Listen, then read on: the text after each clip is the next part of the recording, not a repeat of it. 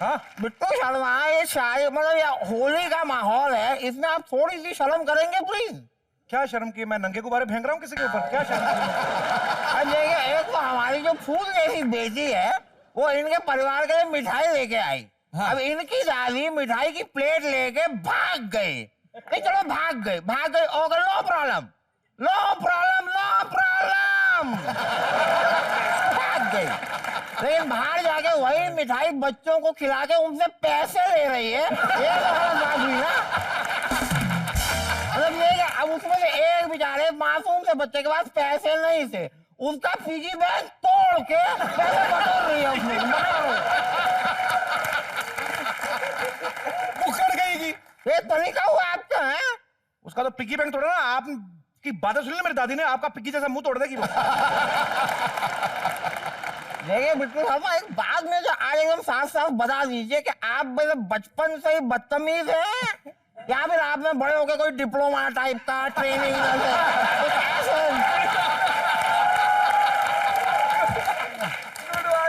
ये बात तो आपके समझ आ।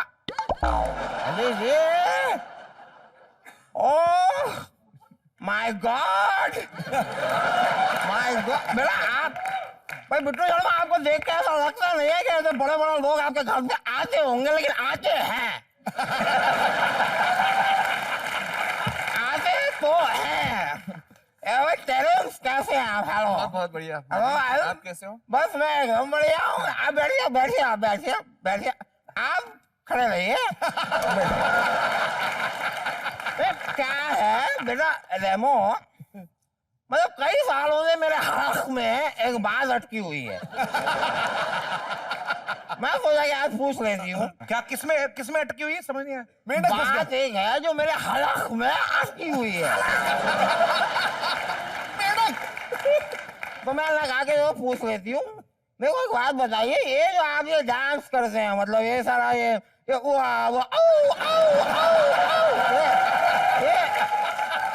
डांस करते हैं आप, ये डांस करने से मतलब आदमी पतला, आदमी यानी कि मनुष्य पतला हो सकता है?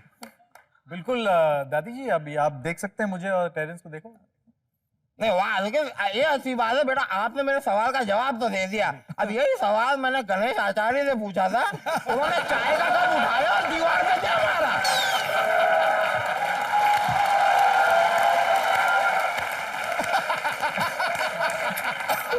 पता नहीं क्यों बेटा, मैंने तो सीधा सवाल किया था। देखो, मारा तो आपके मुंह पे था, लेकिन क्या है ना कि जितना उनका डांस अच्छा है, उनका निशाना इतना अच्छा नहीं, तो इसलिए दीवार पे लग गया था। समझ में आया? 3 दाढ़ी। देखिए बिट्टू शर्मा, आप क्या है कि बात को इतना डिटेल में समझाने की कोशिश मत कीजिए। बात यहाँ पर गणेश पे खत्म हो रही थी, घुमा के मुझ पर लेके आ गए फालतू में। जब बात गणेश जी के ऊपर हो रही तो घूम के ही आएगी, सीधी तो आ नहीं सकती। आने देंगे थोड़ी ना। ओहो, एक मिनट चलिए, उस बातों को छोड़िए। अब ये बताइए, आपने शादी के बारे में सोचा है? अम्मी जी, आप भी ऐसे कैसी बात कर रही हैं? आपको मेरी खुशी दिख नहीं जाती है? देखिए पलक की मम्मी, उनका पूरा जो है फोकस है अपने करियर पे, वो शादी के बारे में नहीं सोचते हैं। नहीं, सोचना भी नहीं चाहिए।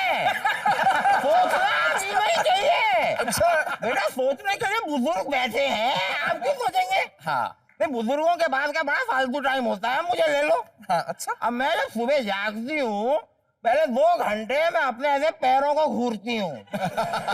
मेरे पैर मुझे घूरते हैं। फिर मैं सोचती हूँ कि भाई आज करें तो क्या करें।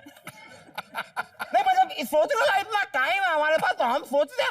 आप क्यों सोचेंगे बेटा? तो आप घबराइए मत, आपके लिए मैंने सोच लिया है। आपके लिए एक सही लड़की है पलक, उससे शादी कीजिए, बात को खत्म कीजिए बस। दादी जी, बात पक्की, करा लो इसकी शादी। सर मैं आपको बता दूं, ये पलक जो इनकी लड़की, कहने को लड़की, लेकिन एक प्रॉपर अपने आप में 3 BHK फ्लैट है वो। अच्छी बात है ना बेटा, वही तो प्रॉब्लम है। 3 BHK फ्लैट है पर टेरेस नहीं है। टेरेस मिल जाएगा अभी।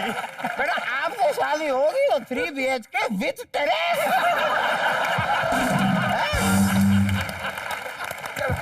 देखिए पलक की मम्मी, आप ज्यादा तंग कर रही हैं अभी। नहीं बेटा, मैं तंग नहीं कर रहा हूं।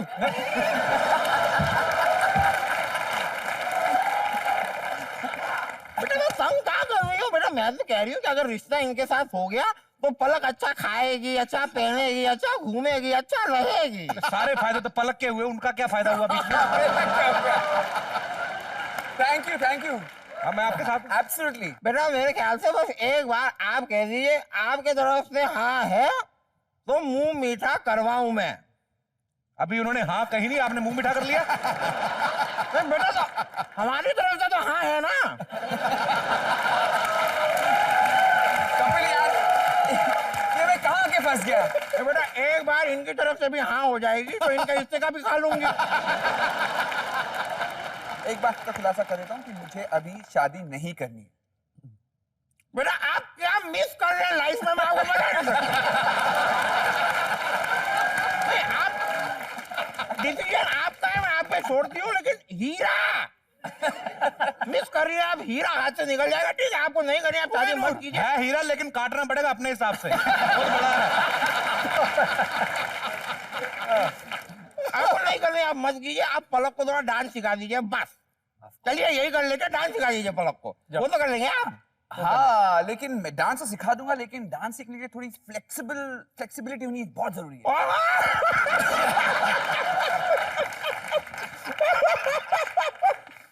फ्लेक्सिबल पलक बेटा, इतनी फ्लेक्सिबल मैं क्या बताऊं।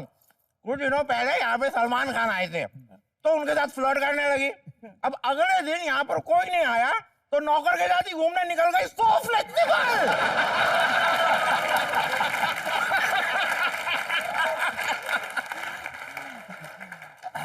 अरे वैसी फ्लेक्सिबिलिटी नहीं होनी चाहिए, दूसरी मतलब शरीर की फ्लेक्सिबिलिटी होनी चाहिए। अरे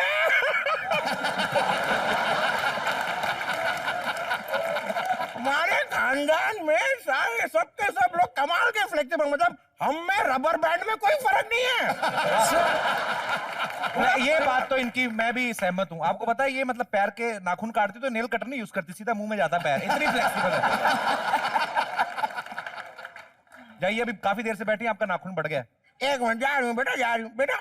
उससे पहले मैं आप लोगों से ये भी पूछना चाह रही थी कि क्या है, कुछ टाइम पहले मैंने ना डांस सीखा था। हाँ। अब वो डांस फॉर्म क्या है, ये आजकल आप बड़ा बताते हैं ना, ये डांस फॉर्म, वो डांस फॉर्म, ऐसे वैसे। हाँ। तो भाई डांस फॉर्म क्या है मुझे पता नहीं, मैं आपको दिखाती हूँ, जरा बताइए डांस फॉर्म कौन सा है। मैंने सीखा था कुछ सालों पहले। ये देखिए, ये डांस फॉर्म बताइएगा खाली। है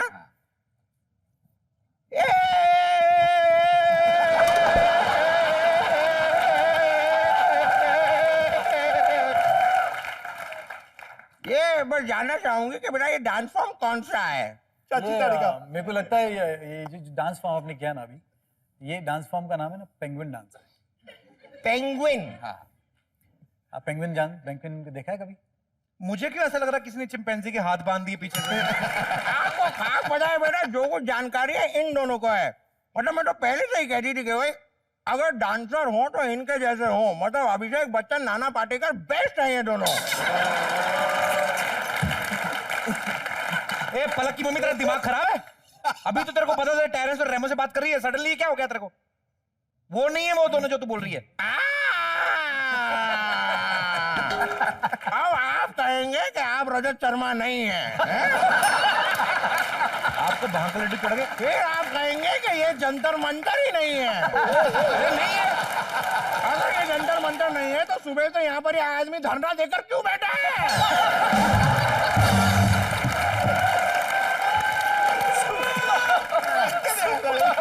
बताइए बताइए बताइए।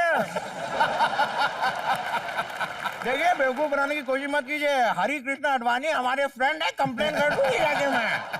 आपको भांग लड्डू चढ़ गए। हरे कृष्ण नहीं, लाल कृष्ण अडवाणी है वो हरे कृष्ण नहीं है, लाल वाले अलग है। हमारे हरे को लाल करने की कोशिश मत कीजिए, आपको पीला कर दूंगी।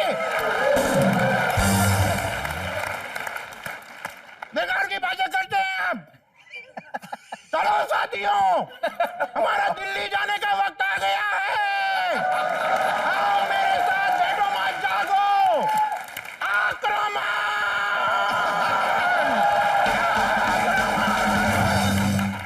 सर मुझे लगता है उसने ना क्या भांग के लड्डू ज्यादा खा लिए हैं, ऊपर से घर में गरीबी पे वो तो दिमाग खराब हो गया, थोड़ी क्रेजी हो गई।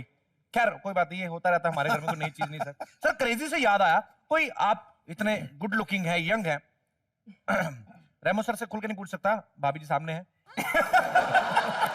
आप बताइए टेरेंस, आप तो कमारे आदमी का यही फायदा, खुल के बात करो। आप बैठिए, सोचिए, परमात्मा का नाम लीजिए उतनी देर। तो आपकी कोई ऐसी कोई क्रेजी फैन मिली हो कि जो आपने भी कभी ना देखी हो? मैंने देखी है उसको, क्योंकि वो मतलब हर हफ्ते खाना लेके आती थी और बोलती खाइयो, खा जाओ, मतलब खाना खा जाओ, खा जाओ, खा जा। वो खाना लेके आती थी और कहती थी मुझे खा जाओ।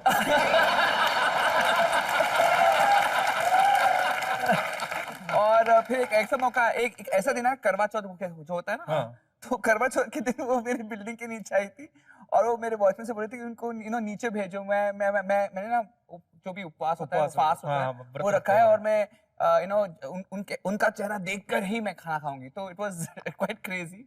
ऐसे भी फैंस होते हैं, so it is little dangerous. फिर आपने दिखाया चेहरा, खाना खाया? नहीं, मैंने अपना फोटो भेज दिया।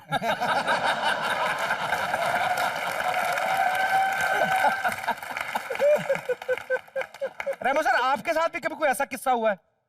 मैं एक शो में गया था दिल्ली, ओके। तो जिसने ऑर्गेनाइज किया था उसने वो गाड़ी वाले को समझा के रखा था कि ये इनको वेन्यू पे मत लेके जाना, इनको पहले मेरे घर ले आना। तो एयरपोर्ट से सीधा मुझे गाड़ी में बिठा के वो सीधा उसके घर ले गया, बंगलो, बड़ा सा बंगलो, अंदर घुस गया। मैंने कहा कि वेन्यू में जाना, बोलता नहीं सर इनसे पहले मिलिए। मैं बैठा उधर सिद्धू बाजी, और पूरी पड़ोसियों को बुला के रखा था कि रेमो जी गया है, तो सबने आके ऑटोग्राफ लिया, फोटो खिंचा रहे हैं, गोदी में मेरे बच्चे दे दिए सब, तो फोटो खिंचा लिया। उसके बाद बाद में बात करते हैं। तो ये सब होने के बाद उन्होंने कहा कि अब हमारे बच्चे डांस करेंगे, आप जज करिए। अच्छा कि वो तो शो वहाँ पे हो रहा है ना, तो यहाँ पे नहीं, ये हमारे घर के लिए करिए। तो मैंने कहा कि नहीं ये मैं नहीं करूँगा। तो बोला अच्छा ठीक है डांस करिए। अब डांस करिए। मैं बोला यार अभी ठीक है, अभी जान तो बचाएं। मैं खड़ा हो गया वहाँ पे डांस करने। अच्छा। तो ये पूरी फैमिली बैठी, सब यहाँ से बैठ गए। यहाँ से एक दरवाजा खुला, उधर से एक कुर्सी चारपाई को खींचा गया, जिसमें बहुत बूढ़े से आदमी लेटे हुए थे, जिनको ऑक्सीजन लगाया हुआ था, सलाइन में थे। अब वो ऐसे करके टेढ़े होकर मेरे को देख रहे हैं, बोले सर डांस करो। अब मैं पूरी फैमिली को देख रहा हूँ, अब वो बेचारे बूढ़े को देख रहा हूँ। मैंने कहीं पॉपिंग वॉपिंग कर दी तो इनका ना निकल जाए।